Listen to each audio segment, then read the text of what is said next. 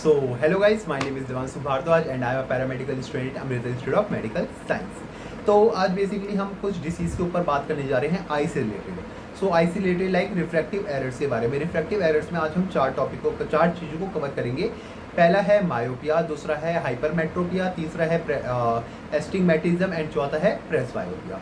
अगर हम बात करें मायोपिया से, अच्छा सबसे पहले हम नॉर्मल चीज़ को लेके चलते हैं। लाइक हम हमारा विज़न किस तरीके से हम देखते किस प्रकार से है। तो मान लो ये आइज़ है और आइज़ के ना सामने कॉर्निया लगा हुआ है।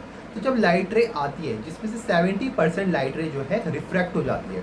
अब 70% लाइट रे जो है रिफ्रैक्ट हो गई, बाकी की बची 30% वो जाके सीधा जाती है रेटिना पे और जिस वजह से हमको दिखाई देता है। ठीक है, अब होता क्या है कि जब कॉर्निया में एबनॉर्मेलिटी हो, जब लेंस में एबनॉर्मेलिटी हो, तो इस वजह से दिखना बंद हो जाता है। तो ये रिफ्रैक्टिव एरर्स है। और इस केस में होता है क्या कि जो लाइट रे होती है ना, या तो वो रेटिना से पहले ही फोकस कर जाती है, या तो वो रेटिना के मल्टीपल पॉइंट पे फोकस करती है, या फिर वो रेटिना के आफ्टर जाके फोकस होती है। ठीक है, तो सबसे पहले हम क्लियर करते हैं मायोपिया को। So what is myopia? Myopia को हम बोलते हैं नियर साइटनेस। नियर साइटनेस में हमें क्या होता है कि लाइक पेशेंट को पास का दिखता है बट दूर का दिखाई नहीं देता। अब पास का दिख रहा है और दूर का दिखाई नहीं देता, तो ये किस वजह से कॉज होता है? तो ये कॉज होता है जो कॉर्निया होता है उसका जो कर्वेचर होता है, जब उसका कर्वेचर की लेंथ ज़्यादा बढ़ जाती है, जब कॉर्निया का जो कर्वेचर होता है वो इंक्रीज हो जाता है, तो इस वजह से जो है पेशेंट को पास का दिखता है लेकिन दूर का नहीं दिखाई देता। और जब लाइट रे आ रही होती है ना, वो पहले ही फोकस कर जाती है रेटिना से। मान लो ये लाइट रेज है, लाइट रेज आ रही है और ये रेटिना है। अब रेटिना से पहले ही लाइट रे फोकस कर गई, तो इस कंडीशन को हम बोलते हैं मायोपिया, जिसमें पेशेंट को पास का दिखता है बट दूर का नहीं दिखाई देता। अब इसे कैसे ठीक किया जाता है? जो डॉक्टर्स वगैरह होते हैं इस चीज़ को क्योर करने के लिए बोलते हैं कॉन्केव लेंस का यूज़ करने के लिए। ठीक है, अब इसमें जो कॉन्केव लेंस में जो नंबर होते हैं वो नेगेटिव में चढ़े रहते हैं। अब बोलते हैं ना कि किसी को -2 का चश्मा है, -1 का नंबर है, ये पावर है ये, तो ये बेसिकली कॉन्केव लेंस के लिए यूज़ करा जाता है और ये कंडीशन होती है मायोपिया के लिए। किस वजह से? और इसमें जो हमें सिम्टम्स देखने को मिलते हैं, इसमें हमें हेडेक देखने को मिलता है। ठीक है, अब दूसरा आता है हमारे पास हाइपरमेट्रोपिया। हाइपरमेट्रोपिया जो कंडीशन है, इसमें होता क्या है, इसे हम फार साइटनेस बोलते हैं। हमें दूर का अच्छे से दिखाई देता है बट पास का दिखाई नहीं देता।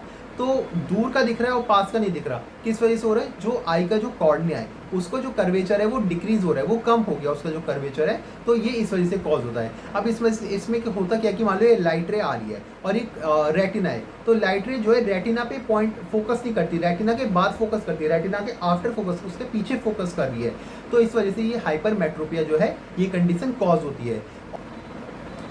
तो बेसिकली इस कंडीशन को ठीक करने के लिए जो डॉक्टर्स वगैरह होते हैं वो बोलते हैं कि कॉन्वेक्स लेंस इसमें यूज़ होगा।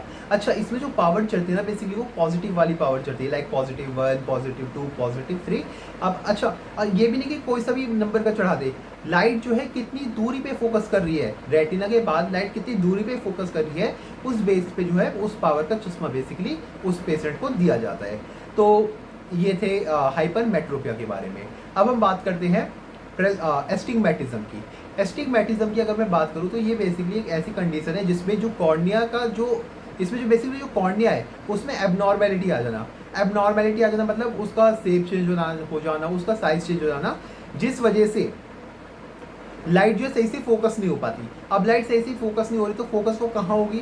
या तो वो रेटिना से लाइट पहले फोकस हो जाएगी, या फिर लाइट जो है रेटिना के मल्टीपल पॉइंट, अब देखो ये रेटिना यहाँ पे मल्टीपल पॉइंट पे लाइट जो है फोकस कर जाएगी, या फिर लाइट जो है रेटिना के बाद फोकस करेगी। तो इस केस में ये एस्टिग्मेटिज्म के केस में होता है। ये किस वजह से कॉज होता है? अगर मान लो बच्चे जो है आँख ज़्यादा मसलते वगैरह है, या फिर कोई भी आँख बहुत ज़्यादा मसले, तो इस वजह से कॉर्निया का जो कर्वेचर है उसमें एबनॉर्मेलिटी देखने को मिलती है।